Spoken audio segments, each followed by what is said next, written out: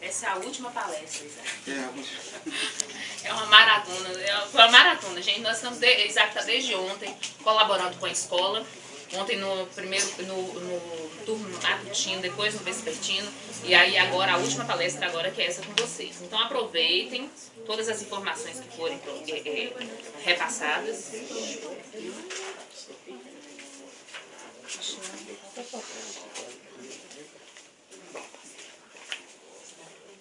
Deixa esse caderno aqui, eu só estou enxergando esse caderno. Então, podemos começar então, né? Como de praxe nessa maratona aí, nós começamos as palestras assim, informando o histórico da empresa, né? E a ideia inicial é justamente apresentar assim, uma trajetória, né, da empresa nesse histórico.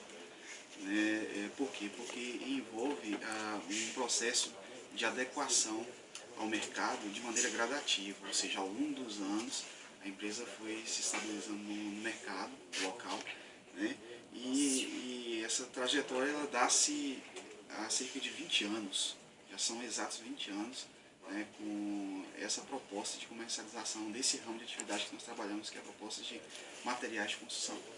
E como o foco, né, dessa apresentação e dessa reunião aqui o empreendedorismo, nós, até esse histórico, a gente já apresenta visando uma ideia assim, do que é empreender, né, e como aproveitar as oportunidades. Então, essa empresa ela começou já assim, com um foco já definido em relação a materiais de construção na cidade, né? Então o nosso empreendimento já foi visando essa área, materiais de construção, e para isso assim, nós utilizamos de um aspecto da tradição da família, ou seja, o que a gente percebe hoje na cidade também é que algumas empresas ainda preservam a estrutura no âmbito familiar, ou seja, os pais vão lá e já orientam seus filhos a estarem trabalhando no mesmo ramo, no mesmo segmento. E comigo foi dessa maneira. Eu comecei a trabalhar, né, com meu pai, já é comerciante na cidade já há muito tempo, e aproveitando essa oportunidade, né, ou seja, eu comecei desde bem jovem, né, ou seja, adolescente como vocês, a trabalhar com meu pai. Então, assim, já tomei gosto pela área, né, que está trabalhando no comércio, e isso fez com que eu então pudesse já galgar os primeiros passos, né, assim, da carreira profissional dentro do ramo de atividade que hoje é o que eu percebo, que eu tenho afinidade, né, ou seja, aquilo que eu gosto de fazer. Todos vocês sonham em se formar, né, em determinada área, quem sabe serem médicos, advogados, engenheiros, né, e outros. No entanto, é preciso que vocês procurem saber se tem afinidade, né, com as áreas. Então, lembrando que todo esse objetivo envolve empreendedorismo, ou seja, tem que ter uma visão empreendedora. E aí, ao longo dos anos, nós fomos trabalhando e progredindo a estrutura da empresa, né, adaptando ao mercado local. O que é adaptar ao mercado local? Justamente a cada dia está fazendo uma análise de crescimento da cidade.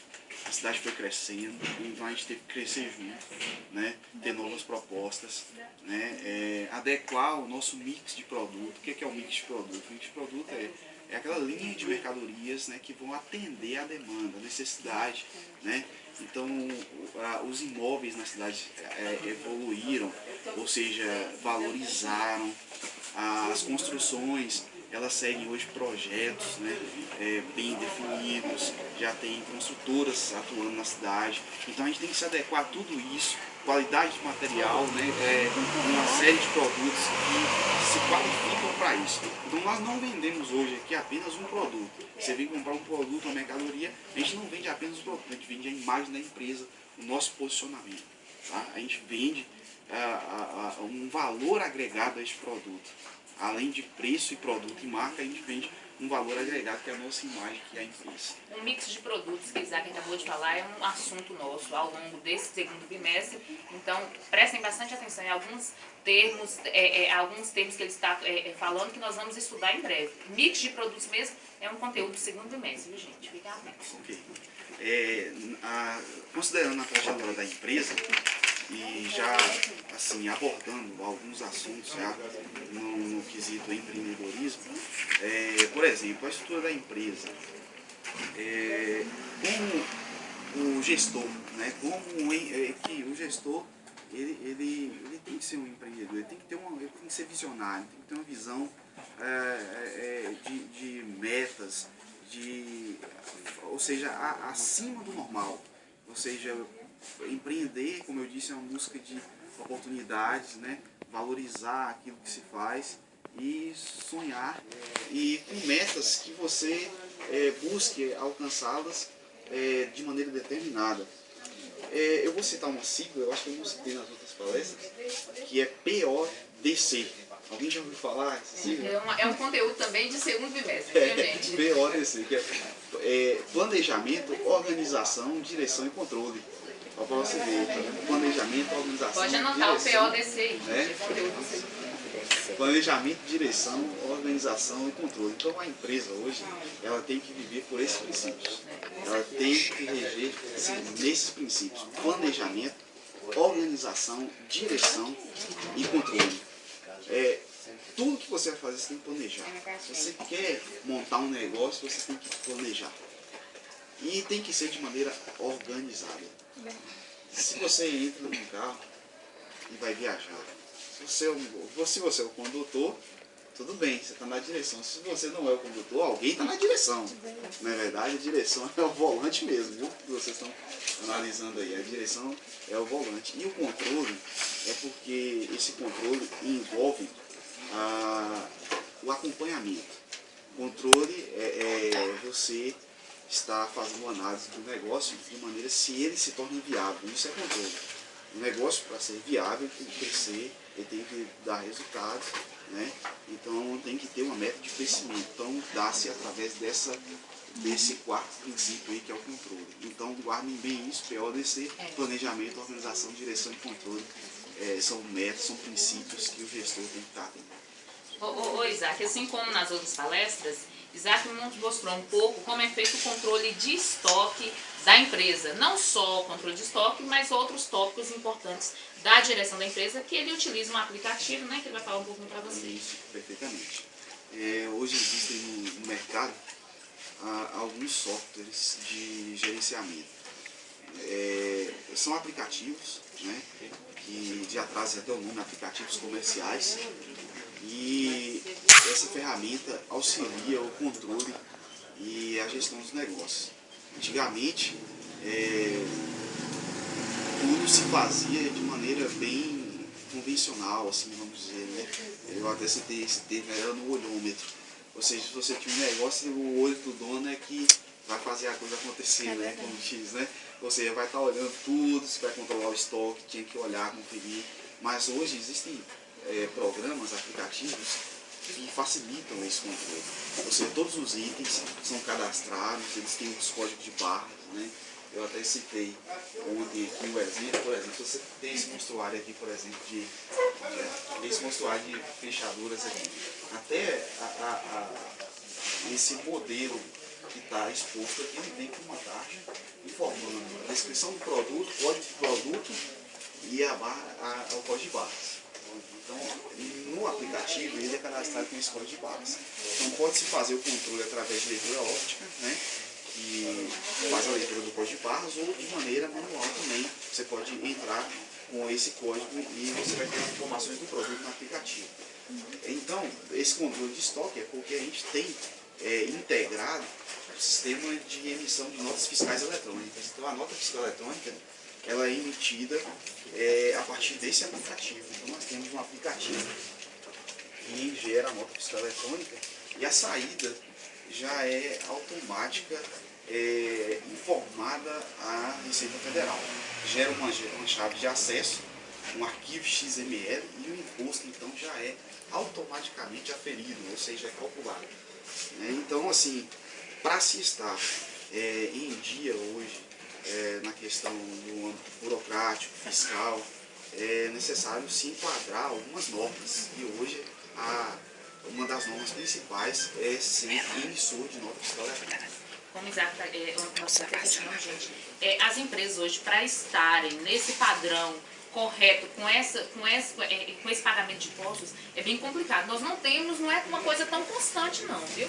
E outra coisa, e os impostos são altíssimos. Então tudo isso, essa nota que é gerada, né, Isaac, tudo isso são impostos que são repassados, gente, e são altos, muito altos, mas para a empresa estar adequada, a estar nesse padrão não é fácil não. Hoje, nós, quando você realiza uma compra, seja qualquer produto, ele já vem, você já recebe, por exemplo, um cupom fiscal. Aí eu vou mostrar aqui, essa impressora mesmo ela gera o cupom fiscal e é nesse papel térmico, é chamado papel térmico porque a impressora utiliza-se de uma fonte de calor para imprimir os caracteres aqui. Nesse cupom fiscal vem informando vários detalhes do produto, inclusive o imposto que é incidido sobre o produto, assim como a nota fiscal, que hoje é com nota fiscal eletrônica. É bom destacar que antes era o talão de notas, né? Você fazia, preenchia o talão de notas com vias de carbono, aquela primeira via que você recebia era a nota fiscal. Hoje você recebe um papel que não é a nota fiscal, é apenas um documento auxiliar. Por quê? Porque a nota fiscal hoje é toda eletrônica, ela é através de código. É uma chave de acesso que é gerada, você pode consultar na Receita Federal. Né? E os produtos relacionados neste DANF, que é o documento auxiliar de nota fiscal eletrônica, ele vem também hoje por normas já definidas pelo governo, informando o valor do imposto que se paga. E como a professora disse, é altíssimo. Hoje o consumidor, né, todos nós somos consumidores, todos nós pagamos um preço altíssimo em termos de carga tributária. É imposto mesmo que a gente paga.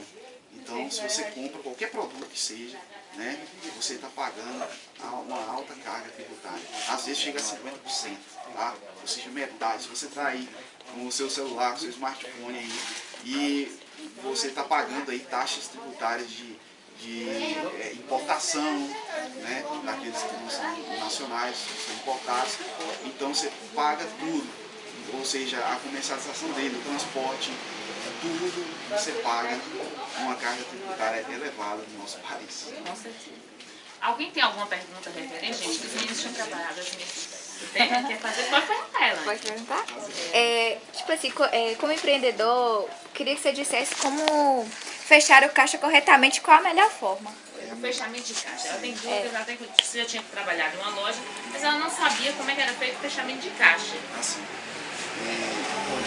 o correto é que se para comprar um caixa é o seguinte, primeiro você vai ter um controle de entradas. O controle de entrada da mercadoria é importante que você vai ter o controle do seu estoque. E para ter um controle de caixa exato, vai ter o controle de saídas. Então esse controle de saída é integrado. Por quê? Porque se você vende um produto e emite cupom fiscal, o sistema está acusando a saída quantitativa do produto. Então, ao final do dia, você vai ter que ter aquele controle chamada redução Z, inclusive, que toda a venda que foi realizada foi através da leitura X. A Jennifer, a minha esposa, apresentar aqui, ela é auxiliar administrativa, então ela também que coordena comigo essa parte, né, fiscal e de controle, inclusive, tanto financeiro quanto controle, né, de estoque também. Então, outro sim, por exemplo, eu tenho aqui uma marca que é a Cielo, né? Essa marca Cielo hoje é conhecida demais. Ela é um canal de recebimento hoje da empresa que utiliza dessas máquinas de cartão, né? É uma marca forte, a Cielo, e ela também tem que ser integrada ao sistema. Se você vende no cartão, o produto vai dar saída também e ela é integrada ao sistema. Então, ao final do dia, você vai ter o seu controle de estoque, você tinha ao início do expediente e no final do expediente qual foi a saída. Então você vai ter venda à vista, venda a prazo e também através da emissão de cupons ou notas fiscais eletrônicas, você vai definir ali o que entrou no caixa e o que saiu. E isso é importante também para que, tipo assim, no começo do dia tinha certo produto e pode ter vendido, e já no final do dia já pode ter vendido aquele produto e você tá ficar procurando, por isso que tem que dar baixa, né? Isso mesmo. Ah, tá. E deixa eu perguntar outra coisa aqui também. Como empreendedor, qual a melhor forma de lidar com aquelas pessoas que demoram muito de pagar os produtos da loja? Lidar com as pessoas. Aliar o crédito. Hoje, veja só, você vai em um centro urbano mais desenvolvido, vamos falar aqui, uma cidade grande hoje, lá em Vitória da Conquista, aqui ao lado, não existe mais isso. O máximo que você vai conseguir talvez é um crediário com aprovação de crédito em poucos lugares. No mais é só dinheiro e cartão. A cidade, como eu falei, a nossa cidade, a gente teve que se adequar à realidade local. A realidade local é que muitas vezes você vai ter que vender com aquela antiga notinha. Faz uma notinha para mim, uma nota, né? Então, isso ainda é uma realidade dentro da cidade. Difícil de se lidar. Por quê? Porque, como você disse, acontece aí que alguns demoram a pagar e outros sequer pagam. Você entendeu? Então, assim, a nossa meta, é claro, a cada dia priorizar as vendas à vista ou por meio de canais de recebimento que favoreçam a efetividade dessas vendas, por exemplo, no cartão de crédito, uma venda garantida, né? Ou através, por exemplo, de cheques que está caindo em desuso. Logo em breve não vai estar mais utilizando talão de cheque, e através de boletos bancários. Muitas empresas hoje trabalham com boleto bancário. Então o boleto bancário também é através de uma aprovação de crédito. Tá? Mas é algo que o gestor tem que estar muito atento, porque a questão dos prazos. Tem que ter um controle muito bom dos prazos para manter o negócio bem. Ô Isa, como a gente tem um tempo curto, né? Eu queria que você falasse um pouquinho daquela dinâmica que você mostrou ontem para os meninos. Tá ótimo, tá ótimo. Um pouquinho sobre a questão do público-alvo de um certo, como assim, a cidade aqui. Vocês lembram da empresa que eu pedi para vocês criarem? Eu achei interessante ontem o que Isaac citou. Então, o que vocês fizeram primeiro? Uma pesquisa de mercado para saber se a empresa se adequava à Mata Verde, né? Se podia ser. Eu até citei alguns exemplos de empresas que não teriam como estar na cidade. E aí o que? Tem que saber se o público-alvo é ideal, se tem como essa empresa ser instalada. Isaac vai falar um pouquinho sobre isso, que eu achei interessante. Eu queria que vocês... Conhecer o mercado é algo que o empreendedor tem que realmente estar consciente que ele tem que conhecer o mercado. O público-alvo, como a gente citou aqui, ou seja, são seus clientes. Se você vai para uma determinada localidade, para uma determinada cidade, nós estamos falando aqui então de Mata Verde, você tem que conhecer o público-alvo. Eu até citei um exemplo, já pensou se fosse montar uma pizzaria, né? A pessoa resolve, vamos montar uma pizzaria. E a cidade tivesse o hábito cultural de não consumir pizza. E aí? Todo mundo gosta de pizza, né? Bem claro, né? Se você vai montar um negócio desse tipo, você vai ter que ter os seus diferenciais. Esse diferencial é algo muito importante nos negócios. Então, a gente citou o exemplo, por exemplo, da Índia, né, que para eles lá a vaca, o boi é um animal sagrado. Então, se você pensar em montar uma churrascaria lá, você pode esquecer, não vai dar certo, né? Como é que você vai fazer uma churrascaria lá e matar um boi e oferecer um... Isso. A gente, citando um bom exemplo aqui, McDonald's lá teve que se adaptar. Você lá tem McDonald's, mas ele não pode servir um hambúrguer lá, um hambúrguer de carne, de boi, de vaca, né? Então, o que acontece? Eu citei uma ilustração ontem aqui, e vou fazer com vocês também, só para vocês entenderem o que é a realidade de se conhecer o público-alvo, de se conhecer o mercado local, fazer uma análise de mercado antes de implantar um negócio em algum determinado lugar. Gostaria que vocês observassem essa ilustração. Vou pedir para você mostrar aos demais colegas aqui da frente, assim, essa figura. São 3 cartazes, tá? São 3 imagens aí.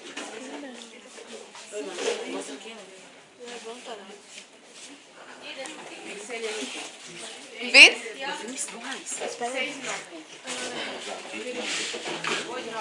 Viram aí? São 13 imagens, ó, né? O que vocês viram aí? Fala pra gente, escreve aí as imagens. O homem caiu na areia, Certo. o homem tomando refrigerante. Qual E o outro, refrigerante? Coca-Cola. Vamos falar da marca. É, E o outro correndo E o outro correndo, né? E onde eles estavam? na areia. Deserto, Deserto. né? Isso. Então o que acontece? Qual a importância de se conhecer o mercado local? Veja só, aqui nós vamos contar a ilustração de um vendedor de Coca-Cola que foi designado a vender Coca-Cola no Oriente Médio. O Oriente Médio é essa região desértica, né? Então, e ele foi designado a vender Coca-Cola lá na nação de Israel, tá certo? Ou seja, ele deve ter pensado logo de cara, vai vender muito refrigerante, né? Porque pensa aí, você está no deserto, o que você pensa quando você está assistindo um filme na TV, né? Passa lá aquela cena do deserto, você dá sede, né? Você vai falar, vou tomar um refrigerante aqui, porque, né? Então, pensa aí, ele ia vender lá e falou assim, então vai vender muito refrigerante, porque um local de muito calor, né? Vender muito refrigerante. Só que ele se deparou logo de cara com um desafio, com uma situação. Qual foi a situação que ele se deparou? Ele não conhecia o idioma árabe. E aí? Alguém aqui domina o idioma árabe aí? Não? Nem o inglês aqui, o povo não. Então, o que acontece? Lembra? O idioma árabe é aqueles caracteres assim, diferentes, parece uns desenhos assim, né? Que já viu falar em Igual hieroglifos japonês. lá do. Isso, basicamente, os hieroglifos lá do Egito também, muito parecidos, né? Então, são desenhos, caracteres, e ele não conhecia, ele não falava, nem lia, nem escrevia em árabe. O que ele pensou? Apresentar esse cartaz como propaganda de venda de Coca-Cola. Boa ideia, né? Inteligentíssimo, boa ideia. Porque, ó, vai lá, apresenta o cartaz, o pessoal vai ver o cartaz e ele vai poder, através de gestos, informações ali, transmitir a mensagem que ele queria, que era vender Coca-Cola. Então, ele apresentou, distribuiu esses cartazes por vários lugares, né? E falou assim, agora é só aguardar que ele vai vender bastante Coca-Cola. Agora, imagine o que aconteceu. Ele não vendeu sequer uma Coca-Cola. E aí? Não vendeu Coca-Cola. Por quê? E agora... Sabe por quê? Porque, como a gente disse, é necessário conhecer bem o mercado. O público-alvo. O primeiro impasse, o primeiro desafio foi conhecer o idioma. Ele não conhecia o idioma. Ele teve uma brilhante ideia, mas ele esqueceu de um detalhe sobre o público-alvo. Os árabes, eles têm uma leitura, não como vocês, como nós, que é da esquerda para a direita, mas da direita para a esquerda. tá. A hora que eu perguntei para vocês, que estão vendo aqui nessas imagens, Nós vocês começou começou daqui. logo da esquerda para a direita, Uhum. né? Lá eles começam da direita para a esquerda. Então o que aconteceu? Ele tava correndo. Ele tava correndo forte, foi lá, tomou Coca-Cola. Morreu. Ninguém quis Coca-Cola. Você vai entender? Então a necessidade de conhecer o público-alvo é isso. Montar estratégias definidas que atendam o público-alvo de maneira específica, de maneira diferenciada também, né, mas que atendam com todas as características, com todo o perfil desse público-alvo. Ok? Ok. Então aqui nós encerramos então a palestra. Obrigada. Tem alguma pergunta mais? Alguma? Tem mais perguntas, gente? Então bora aplaudir, gente.